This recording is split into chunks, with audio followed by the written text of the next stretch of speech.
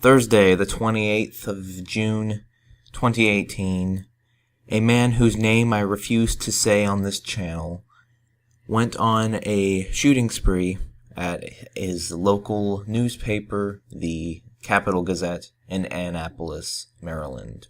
He barricaded the back exit of the building and proceeded to kill 5 people and injure several others before the police responded and apprehended him. I normally wouldn't talk about shootings on this channel. I'm not a news outlet. That's not really what I do, but this video isn't about the shooting per se. It's more the media's response to it. The way they reacted to this was truly disgusting, and it really shows why people distrust the media. Within hours of hearing about this story, certain people in the media started pushing the rhetoric that this act was inspired by a joke Milo Yiannopoulos told a few days before about gunning down journalists. They also blamed Trump, but there's nothing new there. These people blame Trump for everything. I mean, they literally blamed a hurricane on Trump. Trump derangement syndrome is real. It's a real mental illness, and these people need help. So let's go over the context for this joke Milo told. This has to do with the UKIP thing. If y'all haven't heard, Sargon of Akkad, Count Dankula, Paul Joseph Watson, Milo, and a few other individuals have all decided to join the UK Independence Party, or UKIP, and they promoted the party to their audiences. It's just this big thing going on. And the left-wing dishonest media, they've been painting UKIP as some far-right party. I have no idea if they're far-right. I don't really care. But they went on, they called everybody alt-right, as they usually do. A bunch of alt-right YouTubers join UKIP. They emailed some of the YouTubers for comment. Some of them gave their comments, or just in their articles. They emailed Milo, and Milo's been dealing with these dishonest journalists for years, so he knows that they twist your words, they're not trustworthy at all, so instead of giving them comment, he told them that he can't wait for the days when vigilante squads gun down journalists, as a troll, as a private message to these journalists.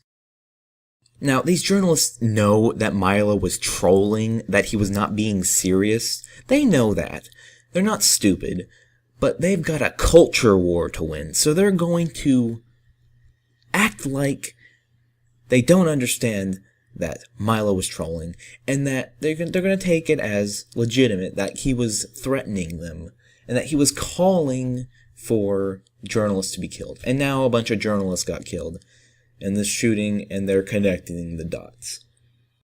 Okay, let's say Milo was being serious. He wasn't trolling, and he actually hopes that journalists are killed by vigilante squads. He doesn't. It's obviously a troll. But let's play devil's advocate here.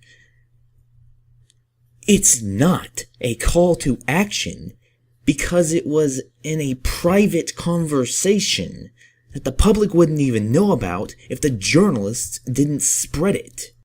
So even if they want to say that Milo hates journalists and wants them killed, they cannot say that this was a call to action because it was in a private conversation, and it wouldn't make sense to call for journalists to be killed in a private conversation where no one can hear you. So even if they want to say that, okay, it wasn't intentional, but this individual was inspired by Milo's words, they have to prove that. They can't just say it. They have to prove a link between Milo and this guy. This guy is a fan of Milo, he watches his content, he heard the words, and he was inspired. They didn't wait for any motive to come out. They just start spreading this bullshit.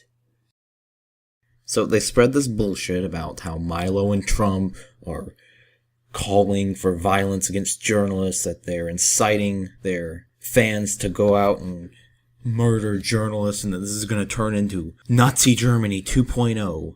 And then, lo and behold, when the facts come out, the true motive is revealed. And it turns out that this crime wasn't even politically motivated. This shooting was motivated by something that happened several years ago in 2011, where this newspaper reported on a story where the individual who committed the act, whose name I will refuse to say on this channel, a story where he was stalking some old classmate of his, and that he pled guilty to. He complained to the newspaper, claiming that it was defamation for them to report on that story, and he went on to create a Twitter account, the handle of the journalist who wrote the story, and proceeded to make threatening posts on there for years up until the day before the incident happened.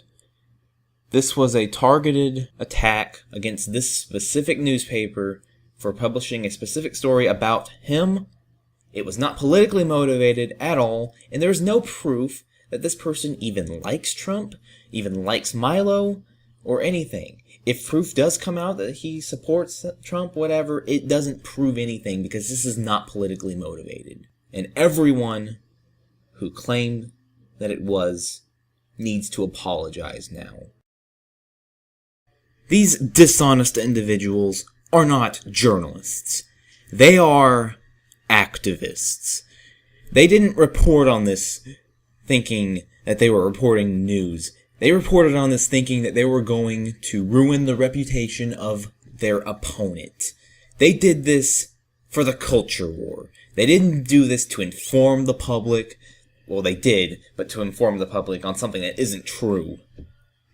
This is all a culture war to them. They are not honest people, as we can see here. They would have waited for more information if they were. This is why the people do not trust the media anymore. These hacks are not publishing news. They are publishing whatever they can to further their goals. Milo can sue these people for libel, and I hope he does. To the dishonest people in the media, I have one thing to say. You are fake news. Sir.